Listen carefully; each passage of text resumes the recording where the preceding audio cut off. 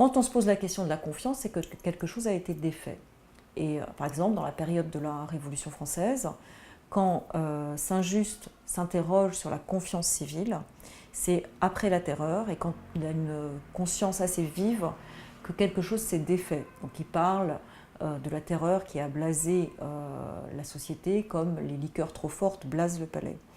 Donc qu'est-ce que ça veut dire? Ça veut dire que la situation a été tellement tendue, tellement violente et tellement pleine de trahison et de choses trappes qu'il va falloir réinventer des formes et qu'elles ne sont plus données justement dans une capacité, je dirais, intuitive. En fait, les institutions démocratiques, c'est les institutions qui sont capables, parce qu'elles contrôlent la cruauté, de maintenir la confiance civile. Et cette confiance civile, du coup, n'est pas non plus naturelle, pas plus que la peur. Elle est bien le produit de politiques, mais il faut qu'il y ait un désir et d'égalité et de justice. Je vais prendre une métaphore. Dans la musique, on a au moins deux imaginaires de la manière de fabriquer un ensemble. L'imaginaire le plus constant, actuel, c'est celui de l'orchestre symphonique. L'orchestre symphonique, c'est avec le chef d'orchestre, et on a quelque chose de très autoritaire, où c'est le chef qui doit effectivement produire toute l'harmonie de l'orchestre symphonique. Le deuxième imaginaire possible, c'est la musique baroque.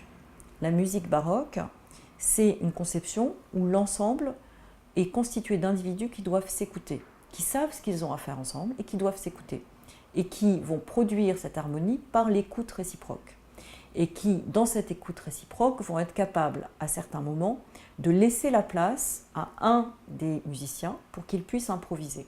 On retrouve ça dans le jazz.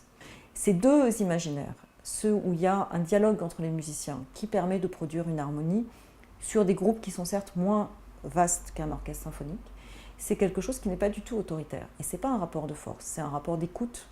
Et il me semble que la confiance, si elle est dans une logique de rapport de force, eh bien, n'est pas une confiance. Elle est un déplacement du régime d'autorité, soit du côté du plus grand nombre par rapport à ceux qui gouvernent, soit du côté de ceux qui gouvernent et qui bernent ceux qui sont le grand nombre.